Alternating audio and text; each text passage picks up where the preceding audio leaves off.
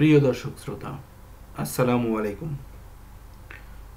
আজকে প্রবাসীদের বঞ্চনা নিয়ে কিছু আলাপ আলোচনা করব।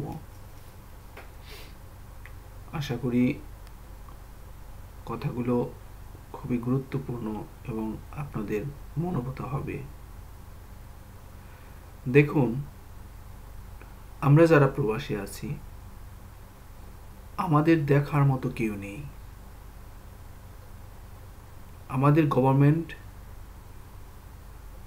তারা আমাদের শুধু রেমিটেন্সটাকেই দেখছেন, কিন্তু এই রেমিটেন্সের পিছনে যে কত করুণ কাহিনী আছে, করুণ স্মৃতি আছে, সেগুলো কিন্তু কেউ একটু ভেবে দেখছে না, কেউ একটু সেগুলো নিয়ে ভাবছে না। একজন প্রবাসী যখন সে দেশে কোনো কিছু করার মতো উপায় না থাকে, কিংবা কোনো কিছু করার মতো আর্থিক অবস্থা না থাকে, তখন সে বিদেশে আসার জন্য, প্রবাসে আসার জন্য চিন্তা ভাবনা করে। এখন যে লোকটা প্রবাসে আসতে যায়, প্রবাসে আসতে গেলে তার প্রত্যেকটা সময়েই, প্রত্যেকটা কাজেই দুর্নীতির মধ্য দিয়ে শুরু হয় তার প্রবাসের পথ চলা। প্রথমে আপনি পাসপোর্ট করতে যাবেন, সেখানে দুর্নীতিতে শুরু হবে। আপনার পাসপোর্ট ভেরিফিকেশন করতে আসবে, সেখানে আপনাকে টাকা দিতে হবে। অথচ তারা কিন্তু গভর্নমেন্টের কাজ করেন, তাদের ডিউটি সেটা। তারপরেও তাদেরকে টাকা পয়সা না দিলে আপনার দেখা যায় পাসপোর্ট আপনি টাইম মতো পাবেন না, বা আপনার রিপোর্ট ভুলভাল রিপোর্ট দিয়ে দেবে। এই হলো দেশের পরিস্থিতি। তারপর আপনি পাসপোর্ট করলেন, পাসপোর্ট করার পরে আপনি যে এজেন্সির মাধ্যমে বিদেশে যাবেন, সে এজেন্সি আপনার কাছ থেকে কিভাবে টাকা নেবে, বেশি টাকা নেবে, তাদের সবসময় চিন্তা ভাবনায় সেটাই থাকে।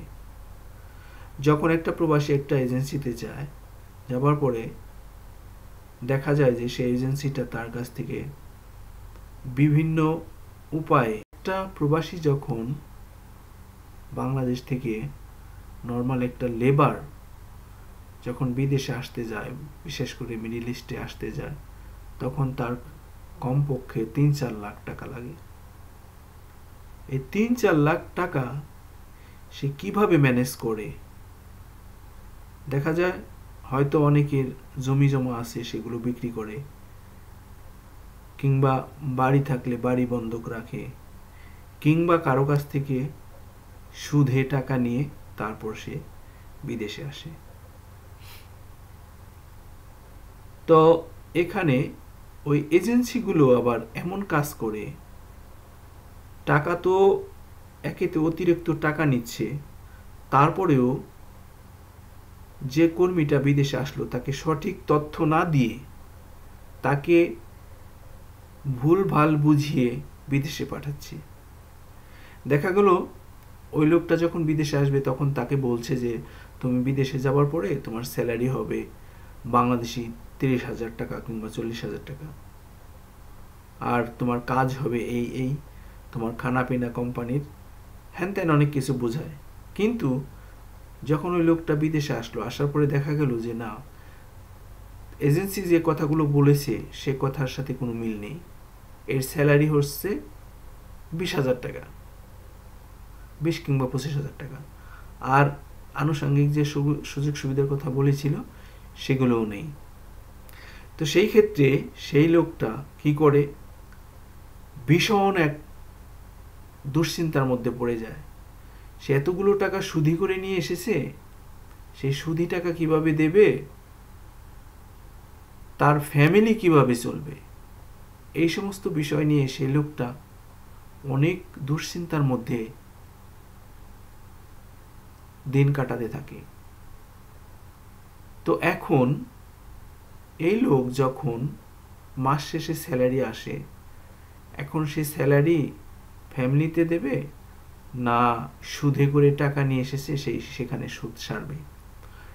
এভাবে দেখা যায় ওই লোকটার যে টাকা দিয়ে 3-4 লাখ টাকা দিয়ে এসেছে, এই ঋণ সারতেই তার 4-5 বছর লেগে যায়। তো এই 4-5 বছর তার কিন্তু জীবন থেকে লস হয়ে গেল।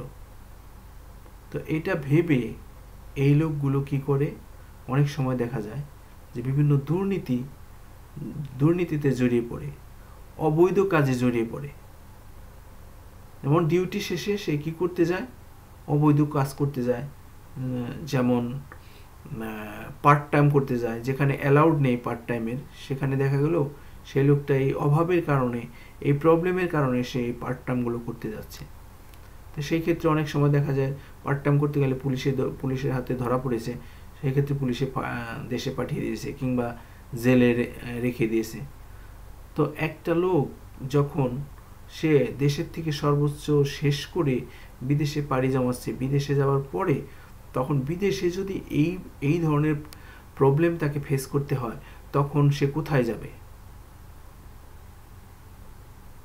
তারপরে সে নিরুপায় হয়ে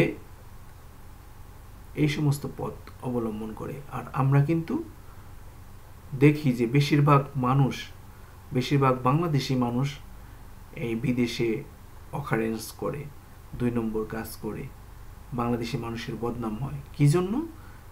কারণ তো এই সমস্ত কারণেই। অথচ ইন্ডিয়া, নেপাল এই সমস্ত কান্ট্রির থেকে যারা বিদেশে আসে, তারা শুধুমাত্র 70 থেকে 60 হাজার টাকার মধ্যেই বিদেশে আসতে পারে। লেবারদের কথা বলছি। তো 70 থেকে 60 হাজার টাকা এরা যদি বিদেশে আসে, তো 70 থেকে 60 হাজার টাকা এদের 2-3 মাস কাজ করলেই এদের টাকাটা উঠে যায়।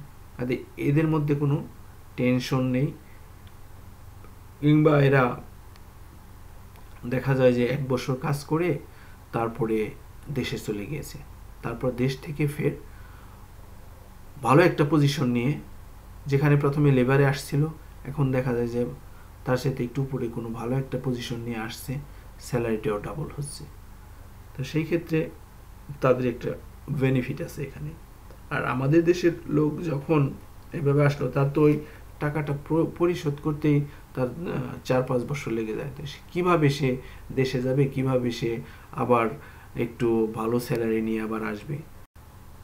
আবার এয়ারপোর্টে যাবেন, এয়ারপোর্টে আপনি 2-3 বছর বিদেশ করে হয়তো আপনার ফ্যামিলির জন্য কিছু জিনিস, আপনার শখের জিনিস নিয়ে যাচ্ছেন বিদেশে। আপনি এয়ারপোর্টে গেলেন, এয়ারপোর্ট থেকে তারা কী করল, বাংলাদেশি লোকগুলো কী করলো, আপনার ওই ব্যাগটা কেটে ওই জিনিসগুলো রেখে দিচ্ছে। আমাদের গভর্নমেন্ট এগুলো জানার পরেও কোনো প্রতিকার হচ্ছে না। আমি মেনলি আগে যে গভর্নমেন্ট ছিল, বিশেষ করে প্রধানমন্ত্রী শেখ হাসিনার আমলে যে কাজগুলো হচ্ছে, আপনারা দেখেন অনেক ভিডিও আছে, অনেক প্রতিবাদ আছে, কিন্তু তার কোনো প্রতিকার আমরা পাইনি। বিদেশিদের এত হয়রানি করা হচ্ছে এয়ারপোর্টে, অথচ রেমিটেন্সের জন্য রেমিটেন্স পাঠাও, প্রত্যেক মাসে রেমিটেন্সের জন্য হাহাকার করছে, কিন্তু বিদেশিদের জন্য একটু উপকার, একটু সুযোগ সুবিধা নাই বাংলাদেশে এয়ারপোর্টে। এটা অনেকটা দুঃখজনক ব্যাপার। তারপরে আর একটা কথা হচ্ছে, আমাদের দেশে গভর্নমেন্ট কিন্তু যে সমস্ত কর্মী যারা বিদেশে যাবে, তাদেরকে কিন্তু একটু ট্রেনিং করে যদি পাঠাতে পারে, তাহলে কিন্তু অনেকটা ভালো হয়। একটু ট্রেনিং করলো, কি কাজের উপরে যাবে সে কাজের উপরে একটু ট্রেনিং, প্লাস ল্যাঙ্গুয়েজের উপরে, বিদেশে যাওয়ার পরে সে যেন একটু তাদের সাথে কথা বলতে পারে, মানে সে বিদেশের ওই লোকগুলো কি বলছে সে যেন বুঝতে পারে, তাদের কথা কাজগুলো করতে পারে, এগুলো যদি একটু ট্রেনিং করিয়ে দেয় তাহলে সেটা অনেকটা ভালো হয়। সেই ক্ষেত্রে আমরা আশা করব আমাদের গভর্নমেন্ট একটু সচেতন হবেন, যেহেতু বিদেশি রেমিটেন্স বাংলাদেশের অর্থনীতিতে খুবই গুরুত্বপূর্ণ ভূমিকা রাখছে। তো সেজন্য বাংলাদেশ গভর্নমেন্টেরও উচিত যে কিভাবে রেমিটেন্সটা একটু বেশি আসে, কিভাবে সুন্দর পথে রেমিটেন্স আসে এবং আমাদের দেশের কর্মীরা বিদেশ থেকে ভালোভাবে রেমিটেন্স পাঠাতে পারে, বেশি পরিমাণ রেমিটেন্স পাঠাতে পারে, সেই দিকে গুরুত্ব দেওয়া। সেদিকে গুরুত্ব দিতে গেলে অবশ্যই কর্মীদেরকে একটু ট্রেনিং করিয়ে যদি পাঠায় তো সেটা হবে সবচাইতে ভালো। তো এখন আমি আশা করি আমাদের দেশের গভর্নমেন্ট এই দিকে একটু সচেতন হবেন এবং দেশ এবং দেশের মানুষের জন্য অবশ্যই ভালো ভালো পদক্ষেপ নেবেন, যাতে প্রবাসীরা বিদেশে এসে অল্প সময়ে বেশি আর্ন করতে পারে, অল্প সময়ে বেশি টাকা উপার্জন করে দেশে পাঠাতে পারে। তাহলে এটা দেশের জন্য ভালো এবং যে বিদেশে আসছে তার জন্য তো অবশ্যই ভালো। তো আমি পরিশেষে গভর্নমেন্টের উপরে, আমাদের দেশের সরকারের উপরে আস্থা রাখতে চাই এবং আমাদের দেশের গভর্নমেন্টের উপরে আবেদন করি, আকুল আবেদন করি, যাতে করে আমাদের দেশের গভর্নমেন্ট এই বিষয়ের উপরে গুরুত্ব আরোপ করেন। আরেকটা বিষয় হলো, আমাদের দেশের গভর্নমেন্ট অনেকটা আইন করেন, কিন্তু সেই আইনগুলো পালিত হচ্ছে কিনা, কেউ ফলো করছে কিনা, সেগুলো কিন্তু দেখার মতো কেউ নেই। এখন মনে করেন এরকম একটা আইন করা হয়েছে যে বিদেশে যে সমস্ত কর্মী বিদেশে যাবে তাদের কাছ থেকে 84,000-এর বেশি টাকা নেওয়া যাবে না। ঠিক আছে, আইন আছে, কিন্তু আমি এমন কোনো লোকের কাছে শুনি নাই যে সে বিদেশে আসছে তার মাত্র 84,000 টাকা লাগছে, কিংবা সে 1 লাখ টাকার মধ্যে আসতে পারছে, এরকম কারো কাছে শুনিনি। এরকম দেখা গেছে 2 লাখ, 3 লাখ, 4 লাখ, 5 লাখ এরকম টাকা দিয়ে এসেছে। সৌদি আরবে মানুষের এখন যায় 5 লাখ, 6 লাখ টাকা লাগে। কেন?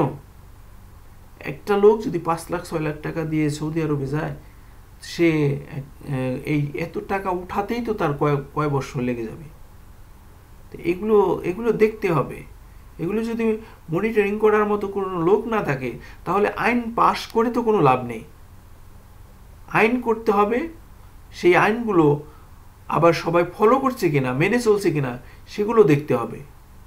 তা আমি আমার গভর্নমেন্টের উপর, আমার দেশের গভর্নমেন্টের উপরে আকুল আবেদন করব, অবশ্যই তারা যেন এই বিষয়ে একটু সচেতন হন।